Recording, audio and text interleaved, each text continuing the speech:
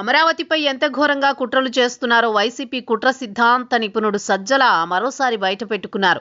అమరావతిలో పెట్టుబడులు పెట్టడం అంటే కృష్ణానదిలో పోసినట్లే అని ఆయన తాజాగా ప్రెస్ మీట్ పెట్టి చెప్పారు. అసలు లేని మావిగన్ గురించి ప్రజల్లో చర్చ జరుగుతోందని చెప్పుకుంటూ ఆయన అమరావతిపై విషం కక్కారు. అమరావతి అభివృద్ధి పేరుతో ముఖ్యమంత్రి చంద్రబాబు రాష్ట్ర ఖజానాను ఖాళీ చేస్తున్నారని విమర్శించారు.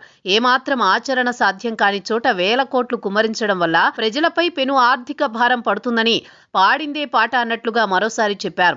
అమరావతిని గ్రాఫిక్స్ రాజధానిగా అభివర్ణించిన సజ్జల ఇక్కడ పెడుతున్న పెట్టుబడులన్నీ కృష్ణానదిలో పోసినట్లే అని తన కుళ్ళును బయటపెట్టుకున్నారు. అభివృద్ధికి నోచుకోని ప్రాంతంలో లక్షల కోట్లతో భవనాలు నిర్మించడం వల్ల ప్రయోజనం ఉండదని, అది రాష్ట్ర భవిష్యత్తును అప్పుల ఊబిలోకి నెట్టడమే అని అన్నారు. అమరావతి విషయంలో చంద్రబాబు ప్రజల్ని మభ్యపెడుతున్నారని, వాస్తవాలను దాచి సంబరాలు చేసుకోవాలని పిలవడంలో అర్థం లేదని సజ్జల విమర్శించారు. గతంలో ప్రధాని మోదీ రాష్ట్రానికి ఇచ్చింది మట్టి నీళ్లే అని తిట్టిన చంద్రబాబు ఇప్పుడు అవే అద్భుతమని చెప్పడం ఆయన ద్వంద్వ వైఖరికి నిదర్శనమన్నారు.